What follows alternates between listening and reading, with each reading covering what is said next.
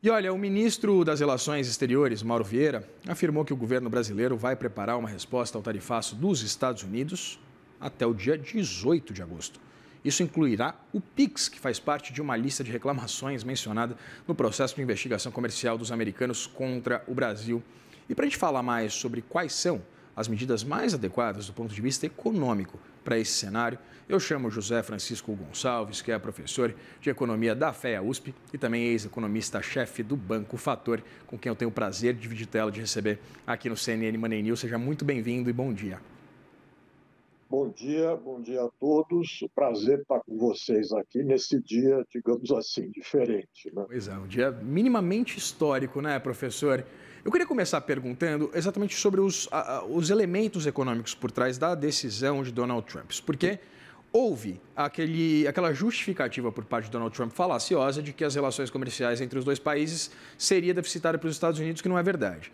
A partir desse cenário, houve aquela lista de exceções, né? Depois de muita água, mas houve aquela lista de exceções dos principais produtos exportados pelo Brasil para os Estados Unidos. Evidentemente, ali faltou o café e a carne também, pescados, enfim, há uma série de exceções das exceções que são muito importantes.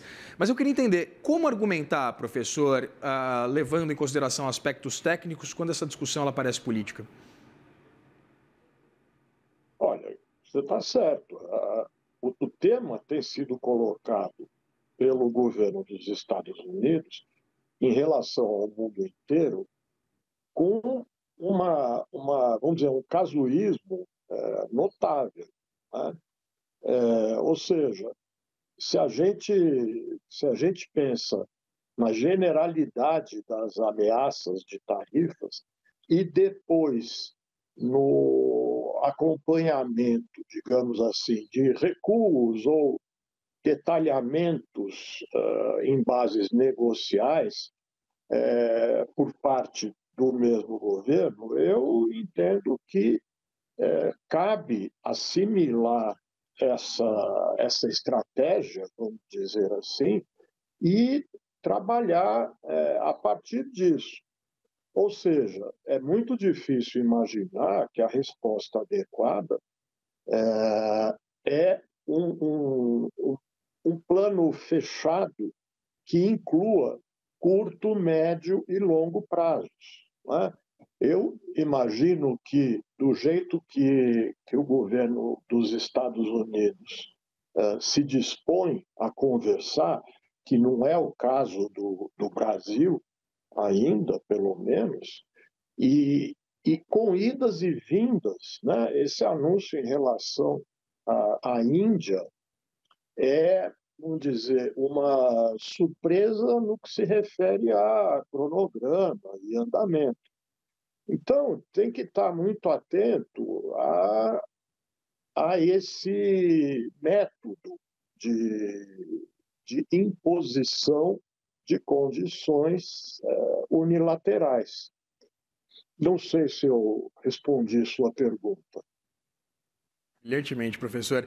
Eu queria continuar exatamente nessa linha, porque pensando nas possibilidades de resposta do governo brasileiro, aventa-se evidentemente agora, né, há essa perspectiva da apresentação de um plano de contingência, com, por exemplo, a abertura de linhas de crédito, também essa possível compra governamental de produtos que seriam escoados para os Estados Unidos anteriormente.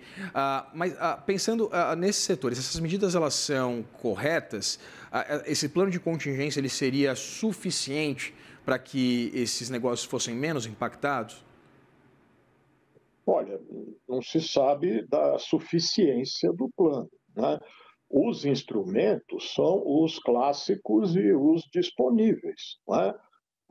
Mexer com arrecadação de impostos, cobrança de impostos e contribuições, é, uma, é um passo absolutamente óbvio e necessário, porque isso ajuda as empresas no capital de giro que, numa situação dessa de incerteza a respeito de vou vender, quanto e quando e em que condições, é muito importante no curto prazo para o financiamento corrente das empresas.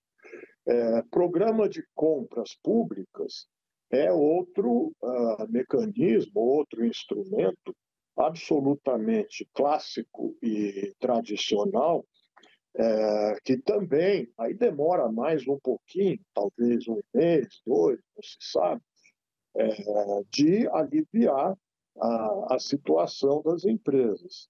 E a questão do crédito, né? Crédito para capital de giro pode ser, deve ser muito importante. Vocês anunciaram há pouco a preocupação do governo com os contratos de crédito ligados a operações cambiais, né? Cambiais no sentido de comércio, né? Isso também é absolutamente importante. Então, esse conjunto, vamos dizer, é o que existe no curto prazo. Tá? Outra coisa é pensar de médio a longo prazo, onde entram os temas que vocês também adiantaram, referentes à diversificação, principalmente. E aí, em diversificação, eu acho que precisa considerar não só a diversificação de parceiros comerciais, como a diversificação de produtos. E aí estamos combinando exportações e importações, inclusive, em alguma medida, produtos novos para exportar e, em alguma medida, substituição de algumas importações. Aí precisa de uma avaliação que é praticamente produto a produto dos principais da pauta e das oportunidades em outros produtos. Nós estamos vendo aí uma discussão em torno de, bom, alta tecnologia, desde logo, terras raras de outro lado.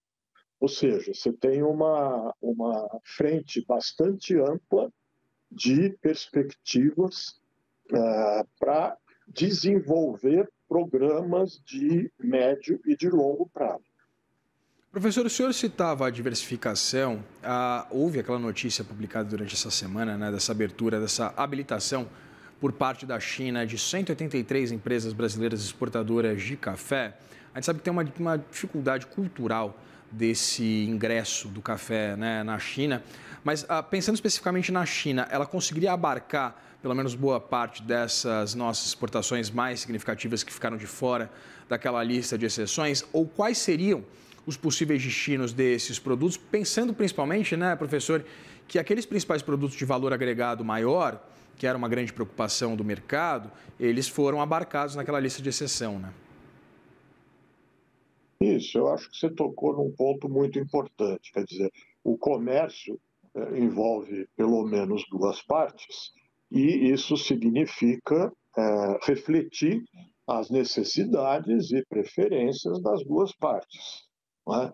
Nós temos a competência e a capacidade absolutamente reconhecidas de produzir e participar no mercado mundial com a venda de produtos bastante, vamos dizer, bastante competitivos, né?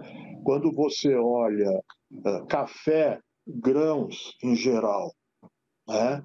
Quando você olha minérios e outros produtos de extração, como petróleo, você vê que o Brasil tem condições de ser competitivo, né? O ponto é que, do outro lado, precisa ter alguém que quer fazer a compra dependendo das condições.